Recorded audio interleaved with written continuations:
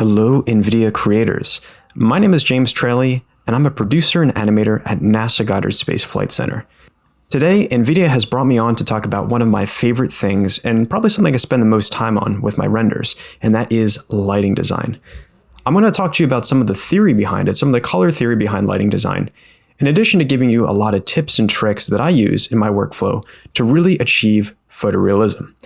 There's a lot of different approaches with lighting design, as there is with anything in 3D, but I just want to show you my unique perspective on this and just walk you through two sample scenes. A pretty simple one, just to kind of get some basics down for using simple sun lamps and HDRIs in your renders, and then a little bit more complex scene that I'll break down and talk about how I've used individual lights to really enhance and bring out a lot of neat details in the scene. So buckle up and let's have a really fun time with lighting in Blender. All right, so for this first example here, I wanted to talk about something as simple as a clear blue sky. When you imagine the color of a clear blue sky, you just think of one blue, right? You probably have some image in mind of what that blue color would look like. But you probably don't realize that it is actually, millions of different colors all in this one little area, all different kinds of variations of blues and whites and cyans, all different kinds of things together to make up the sky that you're seeing. And it takes on different colors based on, obviously, its elevation in the atmosphere, how light is passing through different aerosol particles in the atmosphere and bouncing off of things like clouds and stuff like that as it's getting to the surface. There's all different colors, and it's important to realize that and think about that when you're making something in 3D. It's very easy to just make a solid blue background or something and use that as your lighting for the scene. But with HDRIs, what I really think is so important with them is that they do encompass all of the different colors of a sky or background and really add a lot of different variety to the shadows and lighting that you get on the surfaces of your render, and really brings out a lot of different interesting colors and different values. So for this example here, I've got this simple image of a blue sky, and I just want to show you just how different the colors of the blue are here from the top to the bottom of the atmosphere. So if I color pick from the top here, and let's just put this color here, we see this darkish blue. I'll go down a little bit more. We got this, slightly lighter blue. If we keep going down here, you'll just see it gets lighter and lighter as we get down to the surface, all different variations of blue as we're going down here, all the way almost to this kind of clear white blue that we're getting all the way down here at the very bottom. So you'll see just in this one sky image, there's so many different variations of blue. And if we were to just pick one of these, to say we just had this one blue as our background here, like that was our background color, this bouncing off the surface really doesn't give a lot of variety to our render. Whereas if we have all of these different colors distributed all kind of randomly almost here throughout the sky, you get a really interesting variation to the surface. So now if we're looking down here at the ground, you'll see we're getting all kinds of different variations of green because of the lighting that's hitting it. We're getting interesting dark shadows, and where the lighting is a little bit brighter, we've got these kind of lighter green colors here. You've even got maybe some discoloration in certain parts here. It gets lighter closer to the surface if I color pick right there. It's interesting to see all these different variations here, and that is influenced obviously by the material of the surface as well. So this would be your textures or whatever you'd applied to the objects in your scene. But this is largely also impacted by the lighting above here and how that's hitting that surface and causing it to have different brightnesses, different values here as well. So I really think it's important to keep in mind this variation and randomness when making your renders. And as I often preach with a lot of my tutorials, it's so easy to achieve perfection in 3D because that's how it is by nature. When you're adding in default objects like cubes or spheres, they are perfectly smooth in your scene. Just like when you create a default light, it is perfectly solid one color. It's important to add in that variation, subtle variation in your scene to really enhance that photorealism. So really be thinking about this and keep this in mind as you're working on your renders, because this is honestly paramount with lighting design. All right, so I have a super simple scene set up here in Blender. We just got a very basic room with light coming in from the right of our scene through this curtain, which kind of acts to really nicely diffuse the light as it's coming through and make it nice and soft as it's hitting our interior of the scene. I wanted to kind of talk through using an HDRI here, how to kind of manipulate that and move that around in the scene and really enhance its power. And then also just kind of contrast this with just using a simple color as your background or just using a sun lamp as your background here. So for example, if I was just deactivate this HDRI sky here, and let's just, instead of an HDRI, let's just go with a simple sky texture for Blender here. So Blender comes with these already sky texture package here, which is very simple. If I kind of zoom out of my scene here, you can see how it's working. It's got this kind of simulation of what a sky would look like, where you've got, a pretty dense, hazy atmosphere, lower atmosphere here, and it kind of gets less dense as you go up to your almost kind of this blue, clear sky, which I think this works pretty well in a lot of cases. And you do have some flexibility of, how you can kind of impact the sun's intensity here, its elevation, kind of changing things around. Also just affecting different things like the actual density of the sky, how much dust is in there, ozone layer even here, so you can kind of decrease or increase this as well. The strength of the atmosphere itself. There's a lot of different parameters that you can play around here, which I think is a lot of fun. And in my last video for NVIDIA, I actually talked about the physical starlight and atmosphere add-on, which works very similar to this. I think it has a lot more control as well, but this gives you a pretty good start, I think, in a lot of ways, if you were to use this. And you already do see there is some subtle variation here on the surface. It does look pretty realistic. We've got some nice, shadows and different variation to color here. But if I was, for example, to just use, a simple like diffuse texture or something for here, let's just use a color instead for the background. So if I was just add in a blue background here, you'll notice the difference if I put the last image and this one side by side. You'll see that this one is just overwhelmingly has this one color. Even in the shadows here, in the highlights, you can still see this blue. And this is kind of an issue because you do want that contrast to the layers. This makes your image look kind of flat in 2D, which could be what you're going for as well. If you're looking for a more 2D effect, having the similar colors all throughout your image, throughout the highlights and shadows, would give this effect. But when you actually have something like an HDRI or that sky texture adding such different variation to the highlights and the shadows, you get such a richer image with a lot more depth to it as well, which I think looks just so much more realistic and really works extremely well. So let me just turn off this sun lamp here as well, here to just show you exactly what's going on too. Without that sun lamp, you can really see just how overwhelming this color is in our scene. It's really just affecting every single aspect of the scene. Even the highlights here, the shadows and everything, it's all just being overwhelmed by this bluish color. So what I actually like to do a lot of times is add in an HDRI to this. So I think having this instead is just so much richer. And so the way you add an HDRI is to make this an environment texture here.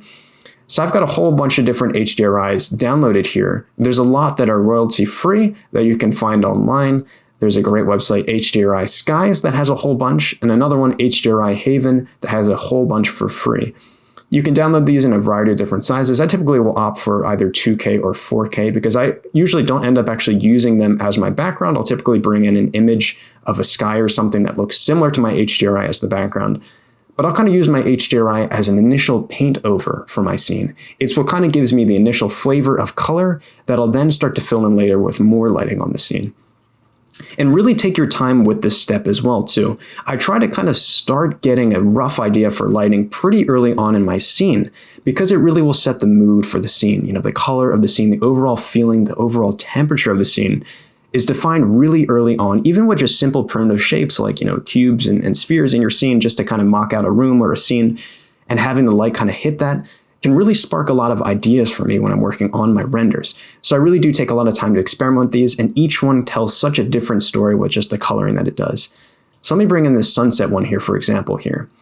So immediately what you can see, the difference between the last one and this one, if I put them side by side, is this one is much more orange, obviously. We've got a sunset, kind of brighter orange skies, adding in a lot of interesting diffuse light to our surface here and really making it quite interesting. When you're working with HDRIs, if you haven't already enabled this add-on, go to Edit Preferences, Add-ons, and then type in Node Wrangler. This is one that every Blender tutorial person pitches, and it's a very important one because it really does speed up your workflow when you're working with shaders, and especially working with HDRIs here. One of the first things I do whenever I bring in an HDRI is click on it here, and then let me enable my screencast key so you can see what is happening here. So I click on this guy here, and then I just hit Control and T. And what this does is it connects in a mapping node and a texture coordinate node into our HDRI image. And now what we can do is mess around actually with the rotation of this HDRI to kind of control where that central point of light is coming from. So if I zoom out of the scene here, you see we've got our sunset over in the back of our scene. And for this render, I kind of want it coming from, that right side going through that curtain as well and hitting our chair that's sitting on the left side of the frame. But right now, the sun is on the complete opposite side. So to adjust that rotation, I'm just going to go down to the Z coordinates here for rotation, and let me just spin this 180 degrees and see what that gets me. So that has spun our sun completely 180 around, and now it is facing directly towards us in the scene. I want this a little bit off center here. So if I turn on my grid lines here and actually, add in some guide layouts by clicking on my camera, going down to the object data properties for my camera, viewport display, composition guides, and then I like to check on rule of thirds and center here. And this gives me an idea for compositionally where the lighting should be. And I like to kind of hit at these intersection points with different elements. So you can see this chair is hitting at this kind of bottom left corner of the composition. This curtain is kind of filling this nice right side of the frame here. And I'd like my sun to kind of rest somewhere in this upper third of the image on the right there. So to kind of adjust that, I can just, work on adjusting this rotation a little bit more so that it's a little bit more off the center there. And you can see it's starting to come in pretty nicely. And we're getting some really nice play with our texture that we have, this kind of simple concrete texture here on the surface that's really looking nice, and it's bringing out a lot of that detail. A lot more so than what we had before, where there's a lot more variation in the shadows. We've got some interesting blues here in kind of the darker regions where that light's not hitting, and then some kind of nice transition to almost like an orangish yellowish hue from that sun hitting off the kind of more reflective parts of our texture, which just looks really nice and has a lot of detail. One thing that I always find to be an issue with HDRIs is controlling this lighting intensity without washing out your image.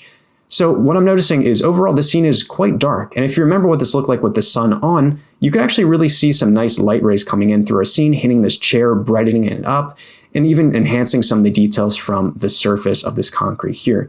We're not seeing that right now with just the addition of the HDRI. And the first thing you'd maybe think of to kind of enhance that would be go to the strength parameter here of this background node and crank this up. So let's really crank this up a lot to 5. And what you'll notice now is the image, while it is brighter, it's a little bit washed down. We're losing a lot of that color. Stuff has actually gone from that kind of nice orangish hue that we had before to almost like an off-white grayish hue. And it's really washed out a lot of the detail that I really liked from that sunset before in our image. So this really isn't the approach. And when you're doing this with HDRIs, if I kind of pull out here a lot more and really let's crank this up, let's say to 15 or something, you're just getting more and more white and losing a lot of the saturation from these HDRIs. And for me, that is really the benefit of the HDRIs, is that really, really nice color saturation that you get that kind of splashes over the different parts of your scene, the highlights and the shadows and the midtones. So I tend to like to keep this strength as low as possible to really maintain that variation. So you can really see the difference here now. We've really got that nice variation from the darker blues of the high parts of the atmosphere, all the way down to that really nice, bright, yellowish orange sunset here that's really hitting our scene nicely. So how do we really enhance this effect and make it look a lot more realistic? That is where a sun lamp can come in here and add in a little bit more splash of light. And really honestly with my lighting, I try to keep it as simple as possible, especially for environment design. You really don't need to do too much to really have a nice looking photorealistic scene. For me, it's almost always just a combination of an HDRI and a sun lamp to enhance my scene. Sometimes I'll add a couple other point lights here and there to kind of enhance certain dark corners of the region if there's like a lamp there or something, or I just need to splash a little bit more light where there's probably like a noisier part of the image to enhance that up here. But for the sake of this, I'm just going to talk about using HDRIs and sun lamps in parallel to really enhance this effect. So to add in a sun lamp, you just hit Shift and A, and we're going to go down to Light, and then I'm just going to import a sun lamp. And it defaults to pointing directly down into our scene, so you see the shadow is directly overhead on this chair here, but we want this more so coming in and kind of matching the directionality of this HDRI. You see kind of this from the right side of the frame coming in towards the left here. So the way the sun lamp works is, it doesn't really matter where it's placed in your scene. The only thing that matters is its rotation, kind of the direction it's pointing, and it comes with this, nice long line here to give you an idea for the directionality. So like I was saying before, this is defaulting to pointing directly down to our surface at a 90-degree angle. So we actually want this to be somewhat different. So what I'm going to do is actually just hit R and then Y to constrain its motion to the Y-axis first, and we can just kind of tilt this up a bit. And let me go kind of over to the side here a bit more, hit R, Y again. And so now we can kind of constrain its rotation so that it's kind of coming in more from the direction of this far part of the atmosphere here, but it's still pointing the wrong way, so it's kind of pointing here. We want to match it up as closely as possible with that HDRI. So what I'm going to do is hit 7 on my numpad so I can go to a top-down view here. And I'm just going to hit R and Shift Z, so I'm constraining that motion to the XY plane. And I can just kind of turn this so that it's matching sort of closely with where that sun lamp is coming, or where the sun is coming in from the HDRI. So we're hitting that chair really nicely here. What you'll notice though is this looks a little bit off because of the coloring of this lamp. So the lamp defaults to a pure white here, but obviously this sunset has a lot of different colors to it. It's got this kind of orangish yellow hue to it. So what I like to do is just very subtly bleed just a little bit of saturation into that lamp to kind of match it a bit closer. You can even color pick here if you want to. So you can grab this little color pick tool here, this eyedropper, and let's just sample from this color here. And we can see it's just ever so slightly off white here, saturated into the yellow frame. Maybe we'll pull like a slightly more yellow part. Maybe we'll go here even. And so now we've matched much closer to what this HDRI is. And this is where we can crank up the strength here. So I can maybe put this up to 10 or something. So this is much brighter. And you can see now this is actually looking a lot more realistic compared to what it was before. Let me put those side by side here as well for you again. And you can really see that difference. Maybe we even bring up the saturation just a little bit more and kind of overdo it just a little bit more to get that kind of orangish look to it. And just like that, with just a couple clicks, we've got a really nice looking photorealistic scene here. We've got this light coming in from the HDRI and hitting our chair. One other tip that I have with HDRIs is, this is kind of looking a little bit low quality. You've got these kind of almost pixelated palm trees here. I often don't like to use HDRIs for my backgrounds. Like I was saying, I try to find an image, royalty free from a site like Unsplash that you can use in the background as an image plane. I talked about this in one of my last tutorials here for NVIDIA, but there's an add-on that's important for this called Images as Planes. You want to enable the Import Export Images as Planes add-on here. And what that then allows you to do is go to Shift-A under Image. In addition to having reference and background, you now have Images as Planes as your option. And what you can do is actually bring in a plane as an emission texture and place it in the background here so that it looks like it's actually the background of the image. You want to first actually go over to your Render Properties tab here, scroll down a bit to get to the Film tab here, and then you can just click on Transparent, which makes the world background, that HDRI, transparent. And you can just kind of match it up closer with, a sky image that goes over there. So you want to find one that would have like a sun off to the right side here, or you could just render this out under transparency and composite something in later in something like After Effects or Photoshop to get a really great result. And that is super simple to do. And this is honestly my workflow for pretty much like 90% of the renders I do. Some get a little bit more complex, like I said, when you have lamps and different things in. And I'm going to talk about that in this next example right now. All right, and I wanted to talk through a little bit more of a complex example here of something that I do for when I have to enhance lighting in a lot of different ways to really work on my scene. I talked about a pretty simple example, and I said that this technique usually works for about 90% of the renders that I do, where I'm just basically doing just an HDRI, adding in a sun lamp to enhance the directionality and intensity of that light so I don't have to wash out my scene too much and I still get the nice saturation from the HDRI. And then maybe I'll swap out the background of the HDRI for an image that I've imported as a plane to kind of match, pretty much one-to-one what that sky would look like that I would be getting from the HDRI, just in a higher quality. But then there's scenes like this one right here, which is a kind of a Parisian-inspired apartment that I designed and rendered here in Blender. I did both a daytime and a nighttime version of this to kind of practice different lighting for both scenes. I wanted to talk through the night example because it's a lot more complex in terms of the techniques that went into the lighting process here to really make sure that I wasn't getting any noise added into the scene and that I had a really nice, balanced, well-exposed scene here. And I also did a little bit of fun in the compositing tab to enhance certain parts of the lighting. So if I kind of zoom out of the scene here, we just have a simple room, and then we actually have all these buildings in the background here. And you'll notice a couple different things. So actually, I've used a sun lamp and a starlight, physical starlight and atmosphere for this one. So there's actually not an HDRI in the scene. It's actually a physical starlight and atmosphere from that add-on I talked about in the last tutorial that I did a lot of tweaking with to kind of adjust and get the colors right. I even added in procedural stars here in the background. So all of this was done procedurally, which came out really beautifully. I could have used an HDRI for this one, but I like the flexibility of being able to adjust the atmosphere and have a lot of really interesting uniqueness to this. Then I can eventually go back and actually animate this if I wanted from day to night, which I actually probably will do. So keep an eye out for that soon as well. But in addition to that background and having those the sun lamp enhancing as well, so if I go to the sun here, I've added in this kind of bluish hue to it, kind of this nice deep blue of the night with just a little bit of strength that kind of come into the scene here and really make it look exceptional. But there's a lot more going on here as well. And if I was just to rely on just those lights there alone, the scene would look really blue. And I wanted to add in this kind of cozy, warm feel to it to make it feel like a nice apartment that you could live in and really nicely relax in. In the very background here is actually the Tour Eiffel, the Eiffel Tower. And I'm not sure if you're aware of this, if you've ever been to Paris before, but every hour on the hour at night, they actually light up the Eiffel Tower. So it kind of glimmers and shimmers in the night. It looks beautiful. And we've got all these kind of cool bright white lights that flash all over it. It looks stunning at night here. So what I actually did is added a particle system to this. And off camera here, I've got this really small sphere. I don't think you can even see it here. It's really tiny that I've scattered as a particle across this Eiffel Tower. So if I go to my particle tabs, I've just scattered this as a hair particle, 400 of them, really scaled these down, and then actually added in an emission texture to them as well to make it look like it's just flashing in the night. It's this little sphere that I have right here. You can see I added in this kind of slightly bluish color with a lot of strength to it, which basically is just adding in that cool kind of glimmery effect there that you'll see in post. If I put up the final image here, the final render, you can see it's got that kind of nice shimmeriness to it. You can't really see it here in the viewport, but I promise you it really looks nice when it renders out. The tower also looks kind of golden almost at night because of the lighting that's all over it. So to kind of mimic that effect, what I've actually added in is a massive point here with a ton of power, so 20,000 watts, pretty bright.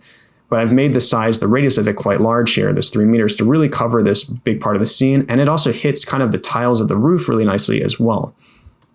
I've also added into some of these apartments here some little point lamps to kind of simulate as if someone was like living inside there with just a little bit of subtle brightness to them. You can see each of one of these has 60 watts and just a little bit of color too to make it look kind of like someone's living in there with a little bit of variation. So this one has a brighter color to it here, so it's a little bit different lighting so it doesn't look all uniform. Once again, as I've always said, it's nice to have a different kind of variation of stuff because it makes it look more photorealistic. You know, having that randomness to a certain extent really does add some extra nice, you know, randomness and life to your scene.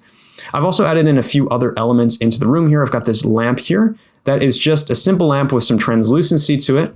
And then inside that lamp is actually a little point. There we go. We've got our point light here with just a little bit of brightness as well. We got an emission, you know, of 12 watts there just to brighten that up a little bit. And that casts some really nice lighting onto the part of the bed here because I do want to kind of frame this. This would just look like a blobby shadow if I didn't have, you know, this light here to kind of bounce off this table, enhance some of the details like this little coffee cup that I've got there on the table, and also really enhance the kind of edges, put like a little bit of an edge glow onto the bed. So I just think about these a lot. You know, when you add in details to your scene, you want to show them. You want to show them off and show all that work that you did to model out and make your scene what it is. So I have that just subtle little casting of the light on the bed here, which just draws your eye into that cozy part of the scene. And to balance out the composition, finally, I've got this light on the right here, this desk lamp, and I've got a laptop, which is actually using the same desktop background that I have on my computer currently. It's this kind of cool landscape that I designed. But basically, this is just like an emission texture on this with a picture, you know, a render of mine mapped to that screen, with just a little bit of brightness, you know, an emission of 2. And then this lamp itself also has a little point inside of it too, brightening up the scene. And what I was noticing was that this top part of the scene was getting a little bit dark here. And I had a lot of details on the shelf here, lots of little plants and a record player, a little car, vases, and even a bonsai tree.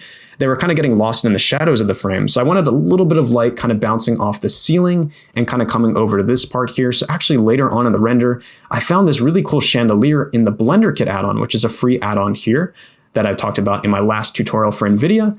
And I brought this in and appended it into my scene actually. So I didn't just actually link it, I appended it so that it was actually a separate object that I could play around with. And what I actually did was worked with these little lamps, little light bulbs here, and actually went into the materials tab and kind of adjusted the brightness of this glass here. And then there's little bulbs here that were all emissions as well too. So I actually cranked up the emission quite a bit because I found that it was a little bit dark, kind of as the default. I think it came in pretty low, maybe around like 50. So I really cranked this up a lot. And to actually draw your eye in a little bit more to that, what I did is in the compositing tab, I did something interesting here and actually added in this glare node here, which I really like to use a lot and composite in sometimes to my scene to enhance certain details. And what this does is actually you can do a couple different things. You can do ghost, streaks, fog glow, or simple star. And I opted for the streaks, 4 of them to be specific. So you kind of have this almost star looking thing, which is kind of similar to what often happens with a camera lens when you're taking a picture of a bright light. Sometimes you get this interesting diffraction pattern that appears from the lighting hitting your lens. So I was trying to simulate that and make it look a little bit more photorealistic. And then I was actually able to tilt the angle so that it was 45 degrees, so that it was kind of more in line of what you would see with the camera, like diffraction spikes in the camera. And so I thought that gave a really nice effect. And you see that effect also applied to some of the other elements, like the Eiffel Tower in the background too, which looks really beautiful in the final result, if I do say so myself. And again, this is a lot of trial and error too. What's important with all of these scenes is that you're rendering out just kind of example preview images. And what I'll often do is just really pull my render settings down a lot just to fire off a quick render, because sometimes, like I said, the viewport doesn't always do it justice. You can even turn on denoising if you want to kind of smooth out some of the noise to kind of see through it at specific elements, because a lot of these lights are pretty small sometimes. Like, you know, the lights for the chandelier are pretty small little bulbs, but I want to see their effect in my render without kind of slowing down my computer and actually seeing it for what it is, kind of seeing through the noise. So I'll really turn down the samples and fire off just a couple preview renders that would maybe only take a minute or two to render out, instead of like, a half hour or longer for a higher resolution print quality image, and just test things out. Just test the water, experiment, and just see what works for your scene. It's a lot of trial and error, like anything with 3D, to get lighting right, but it is really essential for any render that you're working on. Lighting is honestly one of the most important things. I think it's one of the most important things that's often overlooked by a lot of 3D artists as almost an afterthought, but it really is the thing that just ties your scene together and makes it exceptional. So really slow things down, take your time, experiment, and even come back to scenes and look at it a day or two later with fresh eyes and maybe even a fresh color palette that you've chosen, and just experiment and see what you can come up with. I'm so excited to see what you create. I hope you learned some new tips and tricks from this tutorial, and I wanted to thank NVIDIA creators for once again welcoming me onto their channel to walk through one of my favorite programs, Blender, and talk about one of my favorite things in the world, which is lighting design. Thank you so much again, and have a wonderful day.